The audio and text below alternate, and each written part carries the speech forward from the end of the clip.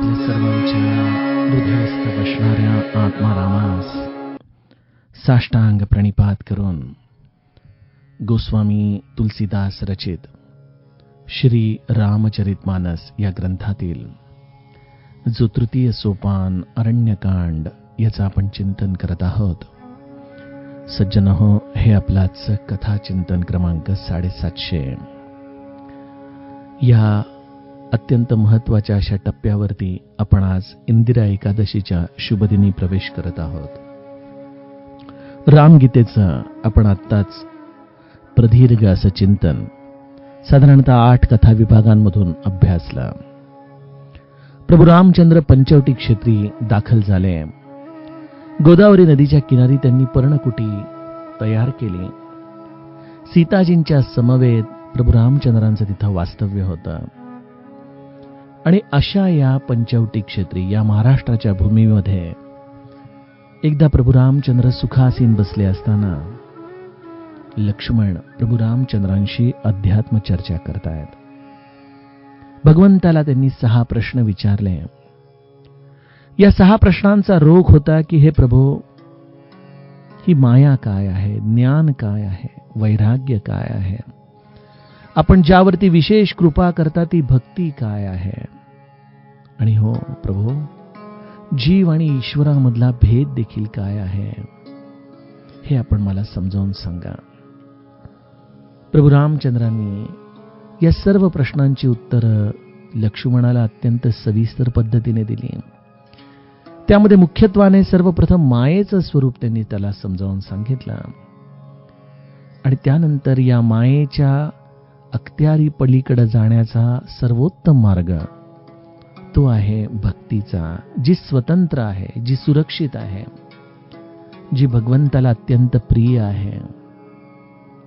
अशा या भक्ती योगामध्ये एका जीवाला नेमक्या किती टप्प्यांमधून जावं लागतं, कशा पद्धतीने हा भक्ती योग त्याच्या अंतःकरणामध्ये विकसित होत जातो, हे प्रभू रामचंद्रांनी लक्ष्मणाला समजावून सांगितलं. आणि शेवटी आपल्या मनातला भाव व्यक्त करताना प्रभू म्हणतात की बचन कर्म मन मोरी गती भजन करहि निकाम तिनके हृदय कमल महू करऊ सदा विश्राम. प्रभू रामचंद्रांचा नित्य निवास हा अशा भक्ताच्या हृदयामध्ये आहे जो मन, वचन आणि कर्माने प्रभू रामचंद्रांमध्येच अखंड रत असतो. अशा रीतीने ही रामगीता प्रभू रामचंद्रांनी सांगितली. आणि त्यापुढील प्रसंग गोस्वामीजी आजच्या विभागामध्ये गाऊ लागतात. भगति जोग सुनियति सुख पावा लक्ष्मण प्रभु चरणनि सिरुनावा एहि विधि गए कछुक दिन बीती कहत विराग ज्ञान गुण नीति सूपन रावण कै बहिनी दुष्ट हृदय दारुण जसहिनी पंचवटी सो गई एक बारा देखी बिकल भई जुगल कुमारा भ्राता पिता पुत्र उरगारी पुरुष मनोहर निरखत चा नारी होई बिकल सक मनहीन रोकी जिमिर बिमनी द्रवर बिहि बिलोकी रुचिर रूप धरी प्रभु पहि जाई बोली बचन बहुत मुस्काई तुम सम पुरुष नमो समनारी यह संजोग विधि रचा बिचारी मम अनुरूप पुरुष जगमाही देखेऊ खोजी लोक तिहु नाही। ताते अब लगी रहीऊ कुमारी, मनुमाना कछु तुम ही निहारी। सीत ही चितई कही प्रभु बाता, अहि कुवार मोर लघु भ्राता। गई लक्ष्मण रिपु भगिनी जानी, प्रभु बिलो की बोले मृदुबानी। सुंदरी सुनु मैं उनकर दासा, पराधीन नहीं तोर सुपासा। प्रभु समर्थ कौशलपुर राजा, जो कछु करहिउ नहीं सब छाजा। सेवक सुख चह मान भिखारी, व्यसनी धन शुभ गति बिभिचारी। लोभी जसु चह चार गुमानी, नभ दुहि दूध चहत ए प्राणी। पुनि फिरि राम निकट सो आई, प्रभु लक्ष्मण पही बहुरी पठाई। लक्ष्मण कहा तो ही सो बरई, जो तृण तोरी लाज परिहरई।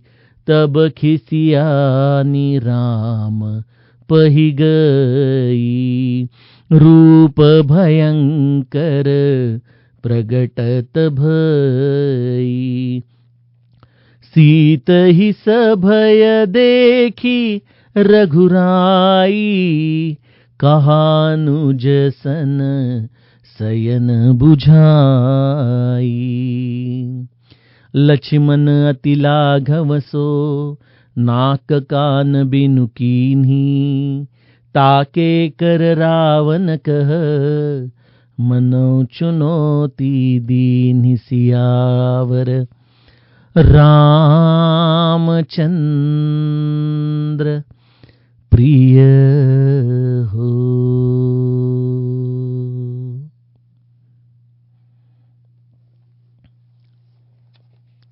सज्जनो, अरण्यकांडामधला हा देखील एक असाच प्रदीर्घ दोहा आपल्याला गोस्वामीजी आज या चौपायांच्या द्वारे शूर्पणखा राक्षसिणीचं हे चरित्र, हा लीला प्रसंग जो या दंडकारण्यामध्ये घडला आहे, या शूर्पणखा राक्षसिणीच्या असलेल्या या अत्यंत निंदनीय अशा कृत्याच्या आधाराने सांगत आहेत.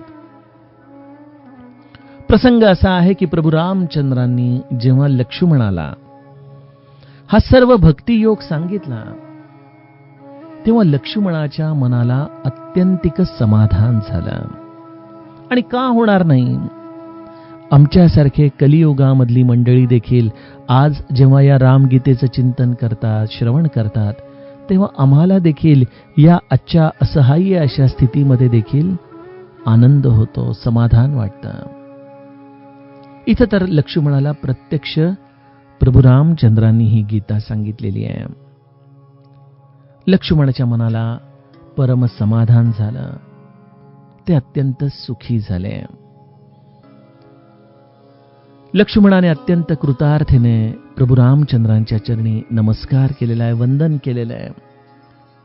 आणि अशा रीतीने गोस्वामीजींनी या रामगीतेचा समारोप या दोह्याच्या प्रथम चौपाईच्या प्रथम चरणामध्ये केला. आणि त्यानंतर गोस्वामीजी म्हणतात की एही विधी गये कछुक दिन बीती. अशा पद्धतीने प्रभू रामचंद्रांच्या सहवासामध्ये हा अत्यंत कानाला मनाला मृदू वाटणारा, समाधान देणारा वैराग्य, ज्ञान आणि गुणांचा संवाद या दंडकारण्यामध्ये प्रभू रामचंद्र आणि लक्ष्मणाचा चालू होता. आणि अशा या संवादामध्ये काही दिवस गेले. सज्जनो, लहानपणी आपल्याला जीवशास्त्र असायचं, रसायनशास्त्र असायचं, आणि मग आपण जीवशास्त्रामध्ये जे काही पुस्तकामध्ये वाचलेलं असायचं, मग एक दिवशी अचानक आपल्याला आपल्या शाळेच्या बाई म्हणा, शिक्षक म्हणा, प्रयोगशाळेमध्ये घेऊन जायचे. आणि तिथं त्या प्रयोगशाळेत आपल्याला जे आपण वाचलं आहे ते प्रत्यक्ष त्या मायक्रोस्कोप खाली बघायला सांगायचे, त्याचं निरीक्षण करायला लावायचे, त्यावरून आपल्याला त्याचं अनुमान काढायला लावायचे. वेगवेगळ्या पद्धतीने आपण या अशा शास्त्रामधल्या प्रयोगांना आपल्या शाळेमध्ये शिकलो. परमार्थ देखील हा असाच एक प्रयोगशाळेचा प्रांत आहे. आम्ही जी सत्संगती करतो, आम्ही जो परमार्थ करतो, आम्ही जे साधन करतो ना सज्जनो, ते साधन आपल्या अंतरंगामध्ये किती मुरलं आहे याचं जर काही प्रमाण असेल तर ते आहे प्रसंगानुसार केलेलं आपण आचरण.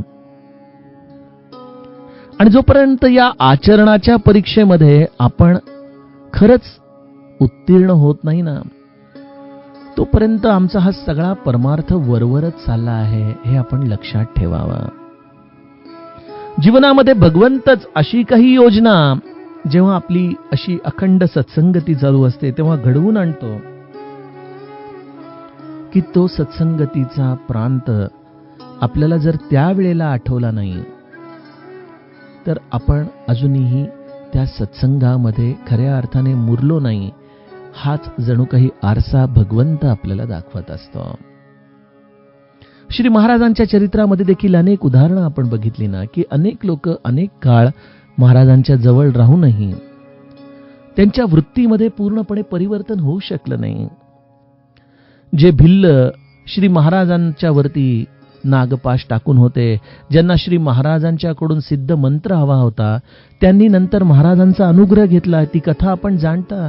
आणि नंतर जेव्हा रेल्वे स्टेशनमध्ये श्री महाराजांना सोडून गाडी निघाली, हे बघताच या भिल्लाने झट दिशीने ए लौंडी कहाँ जा रही है, रुक मेरे गुरु को छोड़ के मत जा, असं म्हणताच ती रेल्वे तिथं थांबली.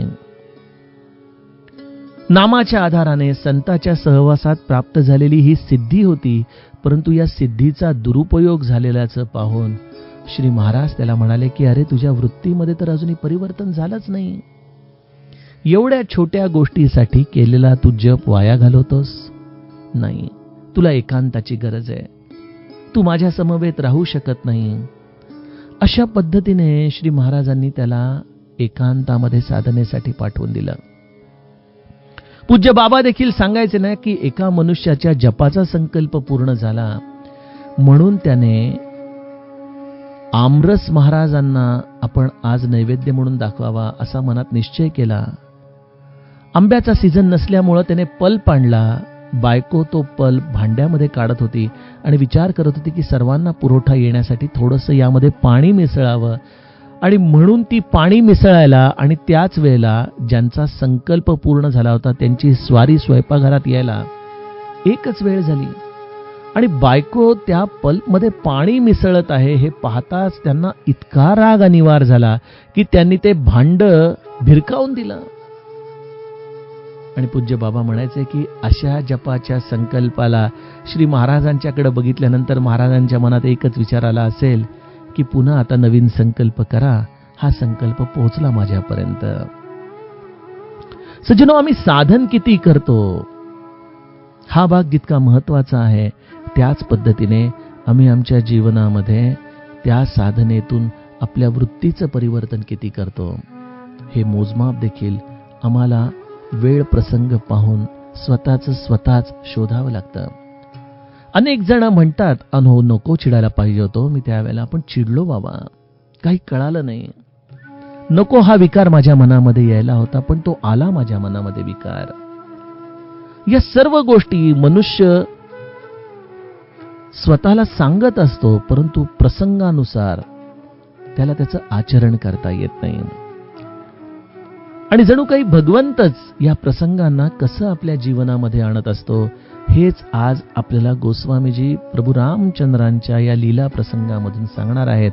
आणि या प्रसंगामध्ये प्रभू रामचंद्रांची देखील परीक्षा ते स्वतःच करतायत आणि त्याचबरोबर आपला अत्यंत प्रिय असलेल्या लक्ष्मणाला आपली ही रामगीता किती हृदयस्थ झालेली आहे हे देखील प्रभू रामचंद्र पाहणार आहेत.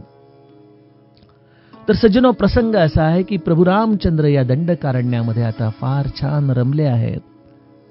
अत्यंत सुंदर अशा या गोदावरी नदीच्या स्पर्शाने प्रभू रामचंद्र या समस्त दंडकारण्याला देखील पवित्र करत आहेत. आणि अशा दंडकारण्यात प्रभू रामचंद्रांच्या सन्मुख एक दिवशी रावणाची बहीण शूर्पणखा ही आलेली आहे.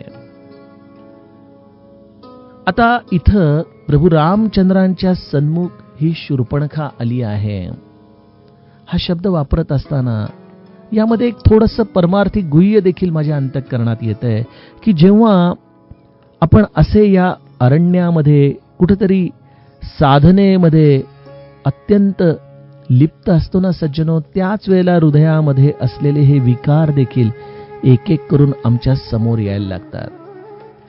ते इतके खोलवर रुतलेले असतात की त्याची जाणीव आम्हाला देखील नसते की हे आपल्या हृदयामध्ये आहे. आपण म्हणतो ना की एखादा मनुष्य, मी आता साधनेमध्ये काम विकाराला जिंकून बसलो आहे असं तो म्हणतो आणि काही दिवसातच त्याला अचानक लक्षात येतं की अरे, अमुक अमुक परिस्थितीमध्ये आपण आपल्या स्वतःवरती नियंत्रण ठेवू शकलो नाही. मग हा विकार जो इतके दिवस मला जाणवत नव्हता तो होता कुठं, तर तो हृदयामध्ये कुठेतरी खोलवर दडला होता. हे संस्कार आहेत आपल्या मनाचे, हे जन्मोजन्मीचे झालेले संस्कार आहेत. आणि सज्जनो, हे संस्कारच आमच्या हृदयामध्ये कुठेतरी खोलवर रुजलेले असतात. आणि जसं आपण एखादी पुडी उघडत जावी, त्याच्यामध्ये आणखीन एखादी पुडी असावी, आणखीन एखादी पुडी असावी, तशी या हृदयामध्ये देखील वेगवेगळ्या स्तरांवरती हे संस्कार कुठेतरी रुजलेले असतात. आणि अशा या संस्कारांच्या आधाराने परमार्थात साधन करणाऱ्या व्यक्तीला देखील या परीक्षांना सामोरं जावं लागतं. प्रभू रामचंद्रांच्या समोर शूर्पणखा ही रावणाची बहीण येऊन उभी राहिलेली आहे. आता ही शूर्पणखा कोण आहे? आपण तर हिचं नाव लहानपणापासून ऐकत आलो. पहिले तर हिचं नाव शूर्पणखा का? कारण जिचे नख ही सुपासारखी होती, एवढे अक्राळ विक्राळ अशी जिची नख होती, या नखांवरूनच तिचा इतर आविर्भाव कसा असेल याची आपण कल्पना केलेली बरी. त्यावरून तिचं नाव शूर्पणखा. आणि ती रावणाची बहीण आहे. ही रावणाची बहीण कशी? मानस पियुषकार संशोधन करून सांगतात की कुबेरने आपल्या वडिलांना प्रसन्न करण्यासाठी 3 अत्यंत सुंदर अशा राक्षसिणी त्यांच्या सेवेमध्ये दिल्या होत्या. आणि या 3 राक्षसिणींच्या नाव आहे पुष्पोत्कटा, राका आणि मालिनी. त्यामध्ये जी पुष्पोत्कटा होती तिच्यापासून या रावण आणि कुंभकर्णाचा जन्म झाला. जी मालिनी होती तिच्यापासून बिभीषणाचा जन्म झाला. आणि जी राका होती, या राकाच्या पोटी खरं आणि धाकटी बहीण शूर्पणखा असे जन्माला आले. आणि त्यामुळे शूर्पणखा ही रावणाची सखी परंतु चुलत बहीण आहे. अशा या शूर्पणखेचं रावणाशी असलेला हा संबंध मानस पियुषकारांनी महाभारतातल्या या वनपर्वामधून त्याच्यानुसार असलेल्या या कथेमधून आपल्याला सांगितलं आहे. आणि त्याला वाल्मिकीय रामायणाचा देखील आधार आहे. असो, आपल्यासाठी एवढा संदर्भ पुरेय की शूर्पणखा आणि रावण हे एकाच कुळातले आणि हे दोघं भाऊ बहीण आहेत. अशी ही शूर्पणखा प्रभू रामचंद्रांच्या समोर येते आणि तिचं वर्णन करताना गोस्वामीजी म्हणतायत, दुष्ट हृदय दारुण जस अहिनी. ती नागिणी सारखी भयानक आहे आणि ती दुष्ट मनाची आहे.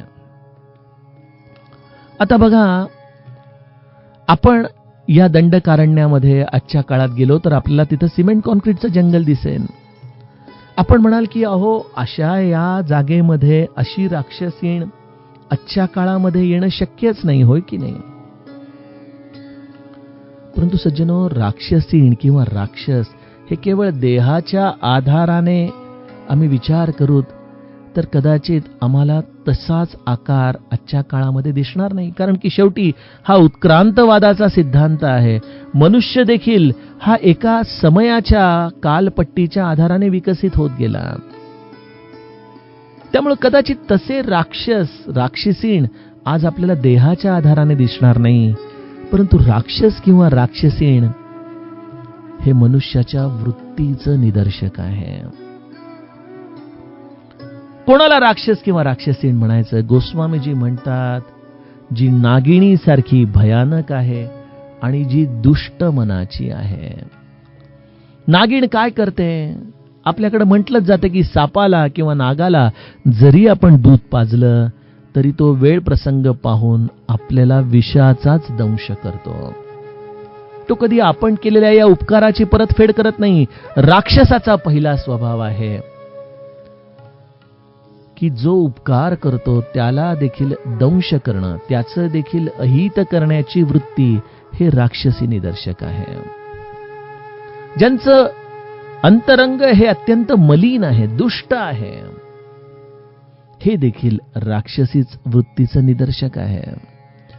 आणि मग जेव्हा आपण या दृष्टीने समाजामध्ये आपण कदाचित विचार करू तेव्हा लक्षात येतं की अरे, सगळ्यात मोठा राक्षस तर माझ्याच अंतरंगात दडलाय. इतर कोणाचे राक्षस बघण्याची गरजच नाही. त्या कुबेरांचा तो एक दोहा आहे ना की बुरा जो देखन मैं चला, बुरा न देख मिला कोई. आणि जेव्हा मी माझ्या अंतरंगामध्ये अंतर्मुख होऊन पाहिलं तेव्हा लक्षात आलं की अरे, माझ्यापेक्षा वाईट तर या जगामध्ये कोणीच नाहीये. सज्जनो, अरण्यामधली साधना आम्हाला अंतर्मुख करून आपल्या या असलेल्या सर्व राक्षसी वृत्तींचं देखील आम्हाला दर्शन घडवून देते. श्री महाराज म्हणायचे की माझ्या रामाकडे एकदा डोळे भरून पहा, तुम्हालाच तुमचे दोष कळून येतील. हा राम सगुण मूर्तीचा राम, त्याला पहा. त्याला पाहता पाहता त्यावरती जीव ओवाळून टाकता टाकता आपल्या आत्मारामापर्यंत जायला लागा. आणि आत्मारामाच्या पर्यंत पोहोचता पोहोचता या शूर्पणखा आपल्याच हृदयातल्या आपल्याला दिसून येतील. हे श्री महाराजांच्या मागच्या वाक्याचा गर्भितार्थ आहे. अशी ही शूर्पणखा पंचवटीमध्ये गेली आणि पंचवटीमध्ये प्रभू रामचंद्रांची पर्णकुटी तिने पाहिली. आणि राक्षस देखील, ही वृत्ती देखील नेमकं काय हेरायचं याचा फार छान अभ्यास करते. जर तिची वृत्ती ही थोडीशी सात्विक असती तर कदाचित प्रभू रामचंद्र, सीताजी आणि लक्ष्मणाचं रूप पाहून जे आत्तापर्यंत या सर्व संतांची अवस्था झाली त्याच दंडकारण्यामध्ये राहून कदाचित तिला देखील तसंच अंतरंग व्हायला पाहिजे होतं. परंतु अनेकदा सत्संगतीमध्ये राहूनही त्या विचारांशी जर आपण तादात्म्य झालो नाही तर त्याच अरण्यामध्ये असूनही, त्याच संतांच्या जवळपास असूनही आम्ही मात्र जसेच्या तसेच राहतो. आणि शूर्पणखानी काय पाहिलं? तिची दृष्टी गेली राम आणि लक्ष्मणाकडं, ज्यांचं हे एवढं सुंदर रूप, ज्या रूपाचं वर्णन करताना या संतांची वाणी थकली नाही. जया वर्णिता सीणली वेदवाणी, अशा या वेदांची वाणी देखील ज्याचं हे रूप पाहून शेवटी नेती नेती म्हणते. असं हे भगवंताचं विलक्षण रूप आणि भगवंताचं दर्शन झालेलं आहे. शूर्पणखेचं हे खूप मोठं संचित की ती प्रभू रामचंद्रांच्या सन्मुख गेली. परंतु मनुष्याचे संस्कार कसे काम करतात बघा, की ज्या सर्व संतांनी भगवंताचं हे रूप पाहता क्षणी त्याच्या चरणी ते नतमस्तक झाले, इथं मात्र ही शूर्पणखा प्रभू रामचंद्र आणि लक्ष्मणाला पाहते आणि तिच्या मनामध्ये कुठला वृत्तीचा भाव जागृत होतोय? तिचा काम विकार उफाळून येतोय. तिला प्रभू रामचंद्र आणि लक्ष्मण यांचं दर्शन होताच ती जणू काही अंतरंगामध्ये कामाने विकल झालेली आहे. सज्जनो, प्रभू रामचंद्र म्हणजे केवळ एक व्यक्ती नाही. प्रभू रामचंद्र परमात्मा आहे, परंतु त्यापेक्षाही प्रभू रामचंद्र हा एक आरसा आहे. प्रभू रामचंद्रांनी धनुष्य यज्ञ या शाळेमध्ये जेव्हा प्रवेश केला तेव्हा समस्त जनकपूर देखील प्रभू रामचंद्रांकडे कशा पद्धतीने पाहत होतं याचं वर्णन आपण बघितलंय. जाकी रही भावना जैसी प्रभु मूरत तिनं देखी तैसी. ज्याची जशी भावना आहे त्या पद्धतीने प्रभू रामचंद्र त्याला दिसतात. आणि त्यामुळे आजच्या काळातही अनेक राक्षस आपल्याला या रामचरित्रामध्ये दिसतातच ना, की राम कोण आहे? हा सगळा कल्पना विलास आहे, हे कवींचं काव्य आहे. दाखवा राम जन्माला कुठं आला, हीच ती जागा कशावरून. अशा अनेक प्रकारचे तर्क वितर्क मनामध्ये निर्माण करणारी ही राक्षसी वृत्ती आम्हाला आजच्याही समाजामध्ये दिसतेच ना. आणि या शूर्पणखेने या आपल्या अंतरंगामध्ये असलेल्या या कामविकाराला आवरण घालत्यामुळं तिने या दोघांच्या समोर जाण्याचं ठरवलं. गोस्वामीजी आम्हाला लगेचच विवेक रूपाने इथं सल्ला देतात. ते म्हणतात की भ्राता पिता पुत्र उरगारी पुरुष मनोहर निरखत नारी होई बिकल सक मनहीन रोकी जिमी रबी मनी द्रव रबी ही बिलोकी.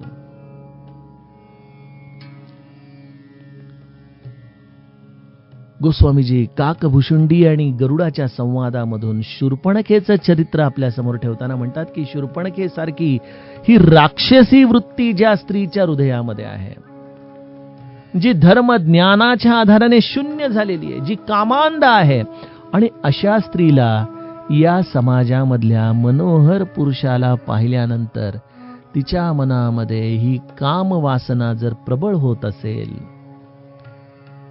आणि तिच्या या वासनेला कुठलाही धरबंध नाहीये, की अरे ज्या पुरुषाला पाहून आपण असे विकल होत आहोत तो आपला भाऊ आहे, तो आपला बाप आहे, तो आपला पुत्र आहे, हे देखील कामांध झालेल्या या स्त्रीला लक्षात येत नाही. ती आपलं मन आवरू शकत नाही.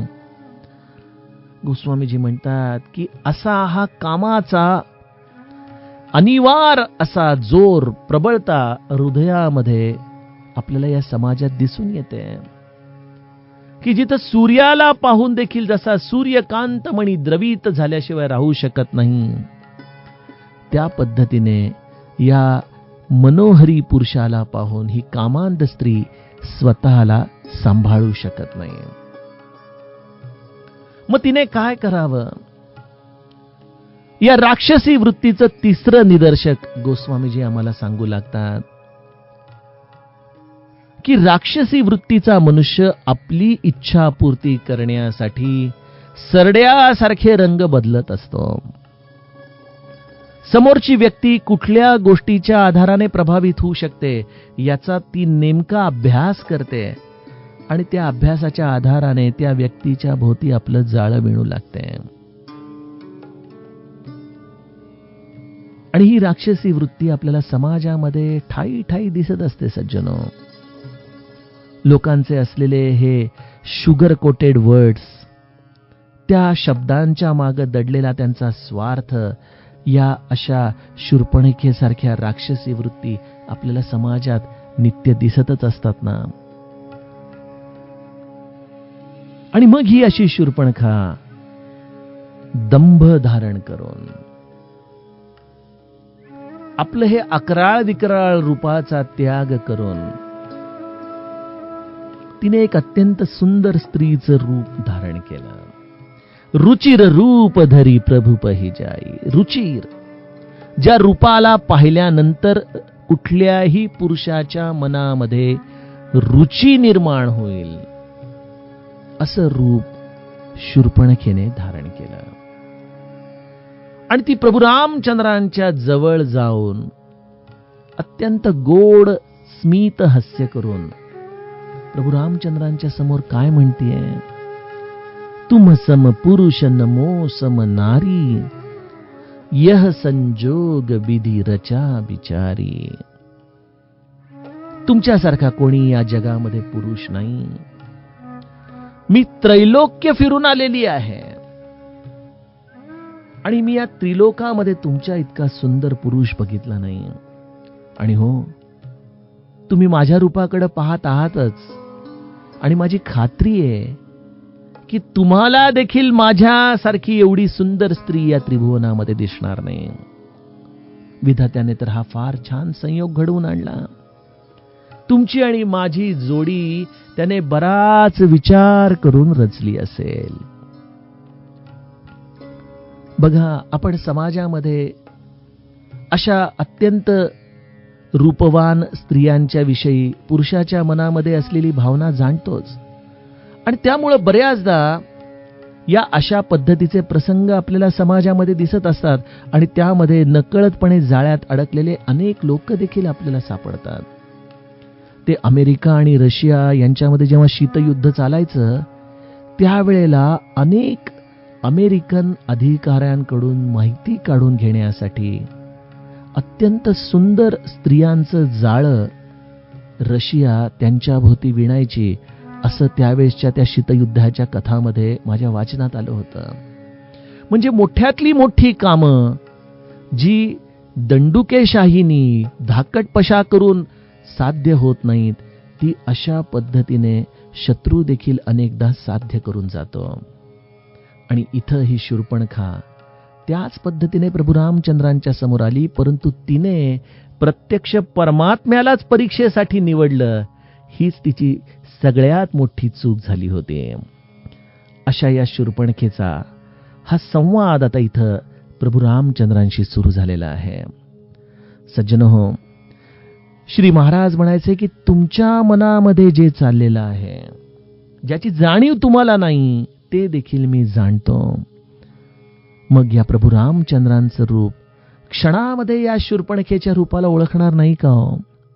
जे प्रभू रामचंद्र जेव्हा माता सती सीतेच्या वेशामध्ये येते तेव्हा त्या सती मातेसमोर नतमस्तक होऊन तिला महादेवाच्या विषयी ते पृच्छा करतात, ते प्रभू रामचंद्र इथं या शूर्पणखेचा असलेला हा दंभ ओळखणार नाहीत का? प्रभू रामचंद्रांच्या समोर सन्मुख होऊनही तिच्या अंतरंगामध्ये दंभ अबाधित राहिला, हीच तिची खऱ्या अर्थाने असलेली राक्षसी वृत्ती आहे. सज्जनहो, आता या कथानकामध्ये प्रभू रामचंद्र आणि शूर्पणखा कशा पद्धतीने संवाद करतील आणि त्याची परिणिती शूर्पणखेला कुठल्या शिक्षेच्या आधाराने मिळेल, त्याचं चिंतन आपण उद्याच्या कथा प्रवाहामध्ये करूया. जानकी जीवन स्मरण जय जय राम.